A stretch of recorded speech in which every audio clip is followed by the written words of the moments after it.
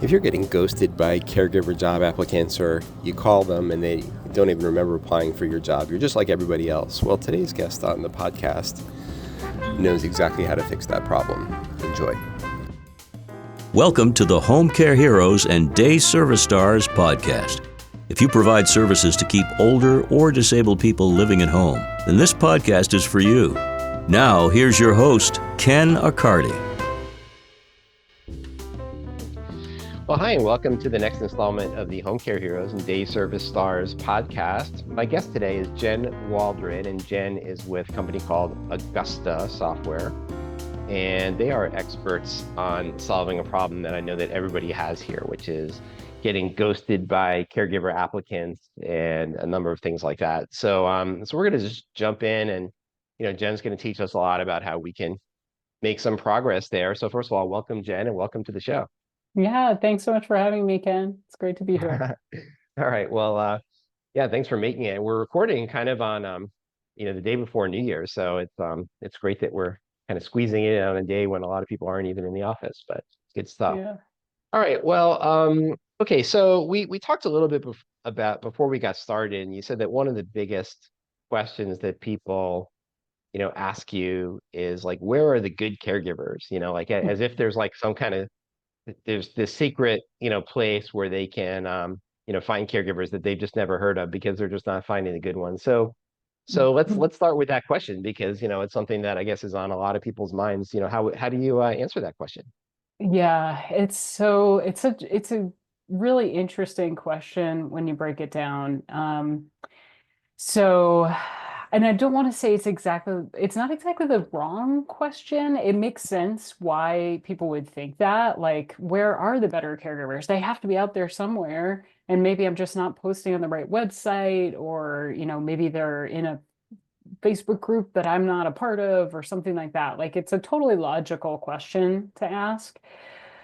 What our data shows, though, is that pretty much like, the 80/20 rule in business, right? Where like 80% of your business or 20% or 80% of your business comes from like 20% of like your partners or whatever. That's like a common principle. Am I making that up? No. Yeah, it's a real thing. Basically, we're trying to optimize for the 80% here, and what we've seen in the data is that it is 84% of hires that come from Indeed.com. Wow. So there's not, I can't say that there is like a magic special secret pool of caregivers to tap into. But what we do know is that it is a numbers game, and using a site like Indeed.com is your absolute best bet. And then the next question that it kind of turns into is like, okay, how do I optimize Indeed? If 84% of hires are coming from that site, like what do I need to do to like capitalize on that? And that's a different question. After Indeed.com, our customers' websites are actually the best converting source of applicants, which is also kind of interesting. It accounts for only about 4% of hires because a lot of home care agencies don't have a ton of SEO, Sure. like traffic to their websites. But so it's only 4% of applicants, but it's 12% of hires. So it means that applicants who are visiting your website are super motivated, they're super interested, they really want to work with you. So yeah, those are really probably like my answer to that tough question of where do I find better caregivers is that they're pretty much on Indeed. They might be on your website. They could be on social media. They might be on Google for Jobs. That's another high, another like voluminous source of applicants. But there's not really like another site that's like bringing in huge amounts of traffic. So really probably better off asking the question, okay, how do I optimize the sources that are working and double down on them and really pay even more attention to what's to the hiring process through those sites. Okay. All right, so let me kind of recap here. So I bet like a lot of people are like, oh my gosh, I came up to this podcast and all they're telling me is I should be posting on Indeed, right? Because that's where I'm already posting. Yeah. And so we're going to talk about optimizing Indeed and that kind of thing. But I think you did make a very, very important point that even though 4% of your applicants are coming from your website and maybe by extension and maybe also by referrals from caregivers, that you're going to get a much higher yield there. So if they're coming to your website, so we've had, for example, on the show, we've had Nick Vonatotopoulos, and he talks about, really kind of making your website focus on the caregivers and even to get clients that come to your agency if they see that you're a great agency and it's vibrant and caregivers are there and they're enjoying the experience working there. So I think that, props to Nick and all that kind of thing. But wow, 84% of the applicants are coming through Indeed. So I guess that is the huge deal, and we need to optimize that. But again, I mean, I think that the thought that I'd love to kind of nip in the bud here a little bit is that a lot of people are like, yeah, I'm using Indeed, but like everybody's ghosting me. So how do I stop getting ghosted from Indeed? So let's maybe start there, and then we'll kind of go into a little bit more. Yeah, yeah, that is the second question that always comes up is, okay, if Indeed is my best bet, like how do I make this thing work? Because like I've got tons of applicants and so few of them seem serious, so few show up to interviews that they send in their application, I call them as quickly as I can and they don't pick up the phone, or they literally say, I don't know who this is. I don't remember applying to this agency. That's like very, very common. And I guess I have some questions back that I usually ask to agency owners when I'm talking with them about this. But the first thing to know, and something that's probably worth doing if an agency owner out there hasn't tried to apply yourself as a caregiver on Indeed, it's totally worth the time to see what happens when you do that. Because the thing that basically is going on for pretty much all applicants out there today is you create a profile on Indeed. Maybe you created it 3 years ago. And Indeed they are the absolute best job board out there. We know that. And at the same time, their business model is that they make money by sending you more applicants, not necessarily the right ones. So applicants on Indeed get emails and emails and emails like every single day, inviting them to keep applying to more jobs. And it is very easy for them to do the one-click apply and apply to 15 or 20 jobs at one time without necessarily updating their job profile. So then the recruiter is swamped with all these applicants who you don't know if they're good, basically, and you have to call all of them. And the applicants think, I just applied to 20 jobs today. Why am I not hired yet? And the applicant is burnt out on the process too. Like it's not an easy feeling for them to, the sense that the applicant has is, I just applied to 20 jobs. Why don't I already have what I'm looking for, basically? And like nobody's calling me back or whatever. So it's kind of on both sides that there's some, I guess, aggravation in the process. So that's the important part to know about like what's going on for the applicant.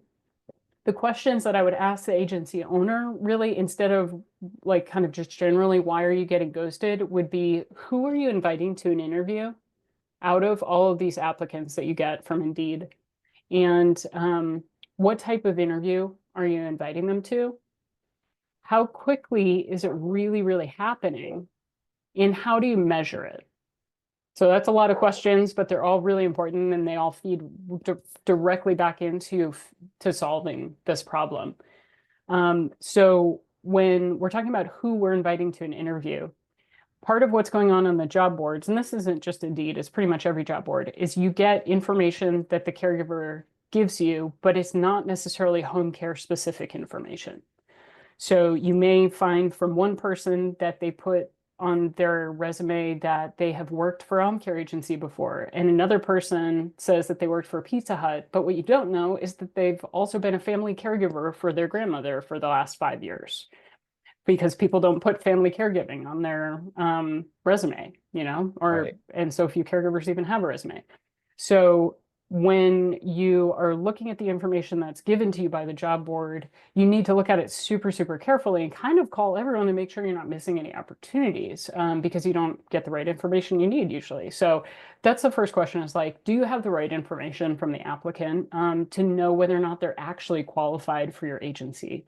So that means you need to have like a set of qualifying standards that actually help you like determine at a base level who meets your needs at your agency. And you need to focus on getting that information really early from them in the process. Um, the next question is, what type of interview is it? And that is actually a very, very important one for caregivers, because most caregivers aren't going to travel very far for an interview unless they're super confident that they're going to get the job. So what you need to do is, if the applicant lives near your office, bring them in for an in-person interview, qualify them on the phone beforehand. If they don't live near your physical office, make sure you offer them another interview type, or make sure they're much better qualified and more excited about the job, letting them know that they're only going to have to come to the office a few times, but the clients that you have are actually near them. It is a really, really common thing that's happening, where caregivers don't actually understand the location of what they're applying to. Again, it goes back to like they're applying to so many jobs at one time. Whew. So those are two of the like first questions I would ask when you have this ghosting problem. The next is, how fast is it really happening? Mhm. Everybody, and I know, and nobody is lying about this. If you ask anybody, they would say, "Oh yes, I call all the caregivers same day." The reality is that's not happening. It's not possible. Like, you're not calling people at 3 in the morning on a Saturday night when they're applying. Like, and that's okay. We all should take breaks and we all deserve them, and that's wonderful. But it's the reality is you really actually can't technically, with the time in the day, get back to everybody right away. But we know for sure that home care agencies that are interviewing caregivers in less than 4 days and call them right away are 100% more likely to hire those caregivers. So if it takes more than 4 days, that's where the biggest drop off is in the hiring funnel, when you're talking about interviews that are scheduled. So it's super, super important to make sure that that is happening as fast as possible, and you really are getting on the phone with them as quickly as you can. Um, and then last but not least, this is a little bit of a pet peeve, maybe. So, Mhm. but one thing I've noticed is that when I ask a lot of agency owners what their no-show rate is today, like what those numbers are, they Uh, will tell me it's the number of scheduled interviews and the number of completed interviews. okay. And I totally, I get why people would think of it in that way.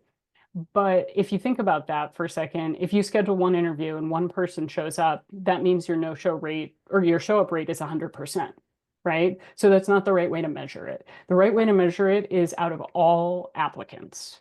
So your no-show Mhm. rate is basically out of total applicants, how many people completed an interview or didn't complete an interview. And that'll give you the real rate. But the thing is, most people don't actually look at how many applicants they're really getting. And that is technically the top of your hiring funnel, and by volume, the largest drop off in the hiring funnel. So most people are looking at this no-show part. They're seeing scheduled to show up. But that's really just like the tiniest little slice of the hiring Mhm. funnel, when really like the biggest drop off is total applicants to total scheduled interviews. Like, that is the biggest drop off by volume, and like the best place to focus on in your hiring funnel. Okay, incredible. Um, okay, so there's a few things that first of all, I love the way you're doing the podcast, because everything you're doing is exactly right. We're here to inform. We're not here to sell your Yeah. product, even though we'll tell people about you and more about your product down the road. But I guess like one thing, I've seen in your product is that, first of all, you seem to have found a magic way of having people actually give you the information that you need. And second, you seem to then, um, you seem to then, based on having that information, you seem to do some filtering to say, okay, great, we would love to learn more about you. So I guess the reason, so first of all, those sound like great things. So I'm kind of giving you a little pre-commercial to your Yeah, thanks. chance to share a little commercial toward the end. But I guess if I look at all those people who came to me on Indeed as my, denominator of, how many people showed up, but like, I guess, you don't really want the people who aren't going to be a good fit for caregiving to show up. So like, how do you kind of how do you rationalize those two things? Because it sounds like, if they're working with your best practice processes that are implemented with your software, that you're only offering interviews to a percentage of them. So you're kind of happy about the fact that you've kind of cut out the riffraff, let's say. So tell me a little bit more about that and how that ties with what you just shared a minute ago. Yeah, there are it's either that I mean, so by I hmm, I guess really it's just that like there's a huge amount of time that goes into the part of the process where a recruiter or agency owner is looking at a resume or an application and Right. trying to figure out whether or not this person is a good fit, when that time would probably be better spent with people on the phone who are at least a decent fit, Got basically. it. Got it. Yeah. Yeah. And again, I mean, I didn't mean to, to kind of ask you the hardball question here. I Oh, guess no, no. I'm just kind of thinking like if because I guess like if I have 100 people come to my website and they're interested in seeing me, and then I offer an interview to 40% of them Mhm. because they've kind of met some criteria that looks like they might be a better fit, then would I, like I mean, just in the question of your metric, if I offer interviews to those 40 people and then 32 of them show up, I mean, that seems like a pretty good, metric. I wouldn't want to say, well, I only got 32 out of 100 because I didn't want those other 60 anyway. I guess that's the only little part that I'm confused about. Oh, okay. I think I understand what you're saying now. Yeah. So the thing about looking at total volume of applicants is that, I mean, you literally will be able to see your whole hiring funnel and know exactly how many people you need to put in at the top, and thus how Hmm. much ad spend you need to have and how regularly you need to do that, basically. I mean, that's the real big advantage when you look at it. Your total hiring funnel out of all applicants is, Right. okay, I need 100 applicants in to get 15 hires out, basically, and not Got worry it. so much about like, yeah, some people might not show up sometimes, but overall, big picture, if I put 100 or 200 applicants in, then I can get this many hires out, basically. Okay.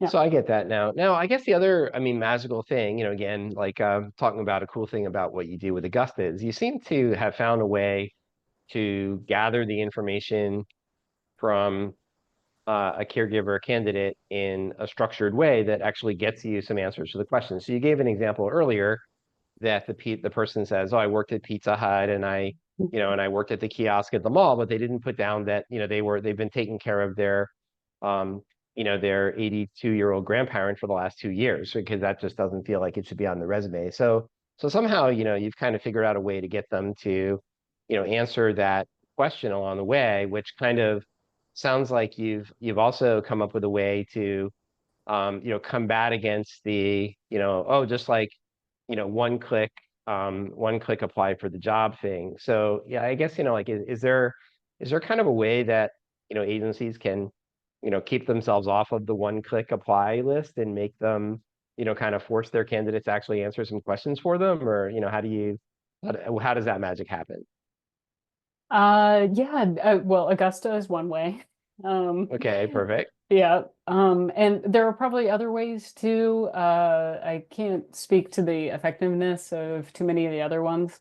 One of the things that is missing for applicants is that since they get so many messages about jobs, they just emails and texts and all this stuff, they're getting like a huge volume of messages about jobs for them.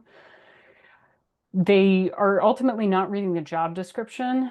And so part of what you need to do is it's not going to be super effective just to ask them screening questions in and of itself. I'm sure it'll help a little bit, but part of what needs to happen at the same time is you need to give them information back so they actually really understand why this is a good fit for them. But it since we know they don't read the job description, like finding a different way to do that is really important. Yeah, got it. Okay. Yeah. So even if I guess if I'm an agency and I'm not cool enough to use Augusta yet, right? Or they haven't learned enough about Augusta. Like, I mean, and then I kind of get barraged with these people who are maybe the one-click applicants. Like it is, again, we want to, on the one hand, call the person within 3 or 4 days, but like, is there any way they could, kind of auto shoot back, like, hey, thank you so much for applying. Um, here's a couple questions that don't get answered in resumes that, we'd love to know about you, like those kinds of things. Is that a technique people could use, or, Yeah, what's, totally. yeah. Yeah. I know Indeed has some built-in tools in their platform too, where you can message with the applicants and stuff. It makes it a little bit challenging to like take it out of the platform, but yeah, you could always do that too, for sure. Yeah, I love it. Hmm. Okay, so kind of going back to, let's see, so we've talked about so the no-shows, talked about we talked about the percentages and those kinds of things. All right, so I mean, so I think you've provided a great amount of, just kind of learning about, what they're dealing with. And I love your idea of, kind of um, be your own secret shopper, apply for your own job and see what it's like, and, apply as a candidate and see, like, oh, how many emails you get. And that might even, like, you Yeah. might even be getting your emails, you might even be getting emails from your, competitive agencies in your area and Yeah. see what they're doing and maybe how their job descriptions are better. So that's a brilliant idea. But okay, but I think you've paid your dues, you've taught people a lot. So tell us a little bit more about, like Augusta, and, like, what have you guys done to, try to make the experience better so that people are getting more candidates and they're getting more, qualified candidates. Yeah, so Augusta, basically our platform it's an AI powered, we call it Home Care's first caregiver applicant matching platform. And really what it does is helps identify the caregivers at a base level who are going to be a good fit for your agency and automatically gets them to an interview basically while they apply to the job. And at the same time, we help educate the caregiver about what they're actually applying for. So that way they really understand, oh, I'm in the right location. It's going to be easy for me to get to. Like this agency has the right pay and benefits for me. All the stuff that if they had read the job description, they might get, but Augusta serves it up to them in a way that's entirely designed for caregivers. It's almost like we gamified the experience of finding the right job and applying to it, and getting to an interview. Okay, wow. And yeah, and I remember actually one of the other things that you mentioned in one of our earlier um, conversations was that um, kind of the caregiver applicants are looking for certain benefits that aren't really matching with what the agencies are offering and that kind of thing. So like, what have you found in terms of like, what are the candidates looking for? For example, I think you mentioned like flexible hours is like the top, kind of thing. So tell me a little bit more about that and kind of put maybe that in the context of how, you're kind of um, not only gathering information from the caregiver applicant, but also, sharing some information with them about the benefits that are available for them. Yeah, you're right. Flexible hours is the number one benefit that caregivers are asking for because out of when caregivers get qualified by our software, we ask them the magic part, honestly, is that we get them to answer more than 20 questions in 60 seconds, and it's all home care specific information. Hmm. Um, and one of the questions that we ask them is what benefit is most important to them. So that way, when the recruiter is talking with that applicant, they have something very specific to sell them on and say, hey, Hmm. I know you want flexible hours. Here's how we do that. The thing to know about that, just kind of a side note, is that when caregivers say that they're looking for flexible hours, it doesn't mean part-time or full-time. It means they have a kid at home. They're the primary caregiver to their kid or kids or a family member. And they need the flexibility to be able to call out last minute because they're the only person who can go get their kid who's sick at school, basically, Mm. which so that's just a note about what caregivers are asking for related to flexible hours. And I'm not saying it's easy for a home care agency to do. In fact, it's very difficult for a home care agency to offer really, truly flexible schedules for caregivers, just because of the nature of our work. But that is what they're asking for. What was the other part of your question? No. So I guess I wanted to jump in on that a little bit. So I Yeah. guess, yeah, maybe when, yeah, I guess, if we look at a spectrum, we say, well, the agency saying, what does flexible hours mean? Oh, that means they either want part-time or full-time, or they want a certain number of hours per week. But with the candidate saying, I guess I totally get that, it's like I have to drop my kid off at school at this time. I have to pick him up at that time, and I'm looking to see if I could find a caregiver job in between. Or maybe it's like I put my child to sleep at this time and I'm looking for, night shift. So I definitely get that. I think that it is probably reality, but the agency owners will be disappointed to hear that flexible hours means I get to call out whenever I need to because of, that kind of thing. But I guess there is Yeah. some reality in that as well, because, like when the kid goes to the school nurse, like you're and Yeah. it's your child, that's the situation that you're in. But no, I guess I was just sort of back to this question of, kind of the matching the benefits. I mean, it sounds like you've got this amazing structured interview where you're able to, and you were kind of saying you could ask them which benefit is most important to them, and that information comes to the recruiter, so then they can kind of share that information. And I think that's great. I mean, it does sound like you've come up with a very magical way of kind of teasing out things that wouldn't be in their general application, like the fact that they are providing, like they're working as a family caregiver, which so many Americans are, and they might have better experience, than somebody who is a CNA or something like that and never really did it in practice. So that's kind of the one thing. And then at the same time, you're kind of feeding, information to them, hey, even though my office is in, Wellesley, Massachusetts, and you're, closer to Worcester or something like that, um, we're going to find you a client that's close to Worcester, right? So you're able to, I guess, in some ways share that we are looking for candidates who are close to where you live, and that sort of thing. So it does sound like you've really kind of thought through a lot of those factors. What are they looking for, and then what are you looking for as well, and that you're able to do the matching in a special way. I mean, I guess the kind of the magical thing that it seems like maybe it's a trade secret or whatever, but like how do you get them down the path of actually answering those questions, like and how do you combat that, hey, like, do you want to apply for this with one click? Because it sounds like if somebody has Augusta and they say apply with one click, you've somehow figured out a way where it's like, okay, well, applying means you've got to do this. You got to spend a minute with me here and and go through these 20 questions. So that sounds like Yeah. something that you've magically done. Yeah, I mean, there's a few different things behind it. I guess one, real, probably the simplest, like the most general way to say it is that it's designed for caregivers. Hmm. So we know they don't read a lot, so there's a lot of pictures, very short text. It's specifically optimized for older mobile devices, which is what the vast majority of caregivers have, but it works on any device. And so there's like that technical stuff about it. I guess the Hmm. UI and UX, you could say, which I mean, it's only for caregivers. It's just, it has stuff in it that other people wouldn't have thought of because they designed for a different audience, basically.